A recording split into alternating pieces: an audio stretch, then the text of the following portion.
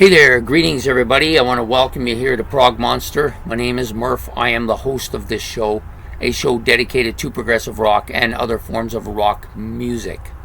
So today we're starting a new series. Yes, Ben is back, and we've decided to continue with Ben's album challenge on Sunday every bi-weekly, so there'll just be the Ben's album challenge, nothing else over there. We've done away with the great album challenge. So he'll do that every second week. And over here on Friday nights, we are going to do a new series that he's come up with that I think is a great idea and will be of interest to, I think, quite a few people on the show. So we are going to do what we're going to call it the album ranking. So he's going to give me 4 albums every week. I'm going to listen to the albums over the course of the week and rank them according to how I like them best, first to fourth. First, second, third, fourth. And then when we get to the end of 8 weeks, we'll do 2 semifinals and a finals, or we may do 16 weeks and then do 2 semifinals and a final. And so, actually, I guess if it was 16 weeks, would that be the same? That would be actually 4 semifinals and then a final. Yeah. Sorry, my math isn't so good. I guess that's why I'm doing this and not doing physics instead. Okay, so anyways, the 4 albums he's given me this week for the challenge, the first 4 albums, are Robin Trower's Bridge of Sighs, that's sighs as in sigh, S-I-G-H. Spooky Tooth's The Mirror, it's their 8th studio album. Jean-Luc Ponty's Enigmatic Ocean, and I'm going to screw that word up, so please don't hit me too hard for it, because I just can't seem to get it. Jazz Fusion album, and then UK's Dangerous Money, their 2nd studio album. So, my job was to listen to these albums. I listened to them in the order I just told you. And then I ranked them. Actually, not in that order at all. None of them ended up in that order. Anyways, the bottom album was, to me, the weakest by quite a bit. The album that ended up 3rd did much better. Easily got 3rd spot. Could have moved up a little bit, but the album that finished 2nd challenged the lead almost right up till the end, and actually surprised me quite a bit, this album. And then the number 1 album surprised me a lot. But anyways, we will talk about them in the order that we're going to rank them. And the way we're going to rank them, the way I'll give them to you and rank them, is 4th to 1st, least to best. That's how I'm going to do it. So number 4, Jean-Luc Ponty's Enigmatic, I might get this word, Enigmatic Ocean. A jazz fusion album for certain. Some great instrumentation on this album. You know, Alan Holdsworth's on here. I've grown to like him quite a bit. Excellent guitar player. The bass player was fantastic. I thought the drummer was strong.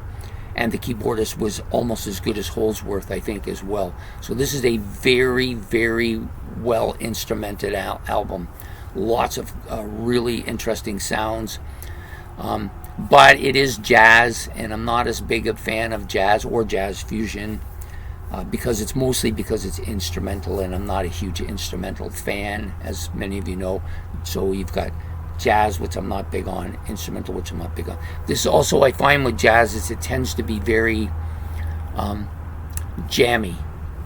A lot of the times it's very jammy. I'm not a jam person, hence the reason why I don't follow some of the rock bands like the Grateful Dead or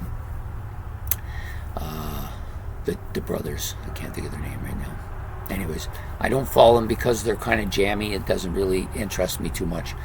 But I do appreciate the quality of musicianship on this album. I think it's probably the best quality of musicianship of the 4 albums that were given to me today. But it's going to come in last because it just doesn't interest me as much. And it's easily the last one. It didn't fail. Didn't get a failing mark, but it wasn't very high. Number 3, Spooky Tooth.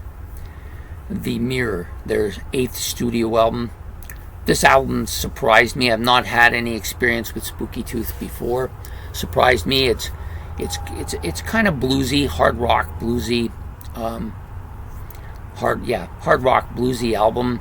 The vocalist there's a kind of a atomic rooster sound to his voice. I guess that's probably what I'm thinking.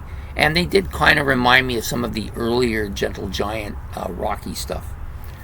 But on a whole, I found this to be a pretty strong album, stronger than I thought it was going to be for me.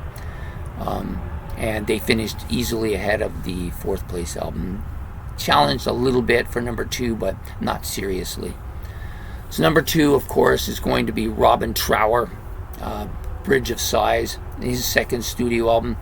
This album surprised me quite a bit. I had well, I can't say that. I had some experience before of listening to Robin Trower, different couple of sessions listening to stuff. I think somebody may have given me one of their albums before as well to listen to. But it's been a while, whatever it was. This is a really good, solid album. Lots of fantastic guitar on this. As you know, he's a great guitar player. I thought the music was strong, bluesy, but hard blues. I found the music was catchy as hell. Yeah, definitely something that having heard this album, I'm definitely going to look for more of his stuff to listen to, see if it's just a one-off here or maybe it all sounds the same. But anyways, he came in number 2 and he was challenging UK for the number 1 spot right up to towards the end of the album. So of course number 1 was UK because they're the only one left. Dangerous Money, their 2nd studio album. I didn't know how I was going to feel about this album, mostly because I didn't really warm up to the first one. And I think the reason I didn't is because I had a bit of a negative experience with somebody's comment on the battle that we did that kind of irked me.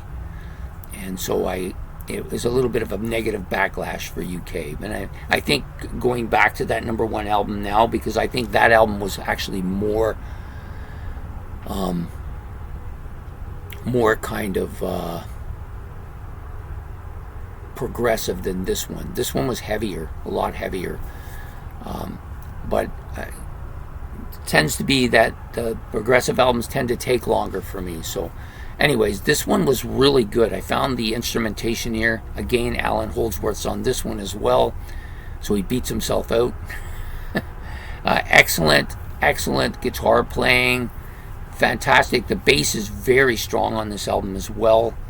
Drums are really good. Keyboards are good. I think if between the Jean-Luc Ponty album and this one, they are really close in their instrumentation, but I think the jazz one was probably a little bit better.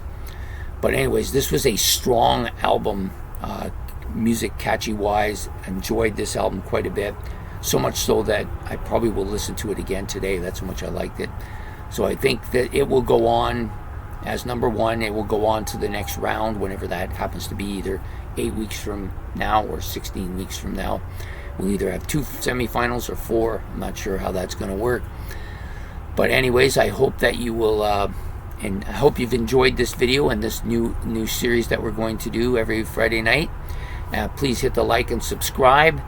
Don't forget to make your comments, any comments that you may have about any of these 4 albums or what we're doing here, or what you think, or any of that stuff. Put that in the comment section below. I thank Ben for choosing these 4 albums. He has a huge, massive amount of albums, so I'm looking forward to hear what he's going to throw down the pipe at me next. And please don't forget to hit the notification bell, and we will see you next Friday night for another episode of Ranking the Albums with Ben and myself. Take care. Bye.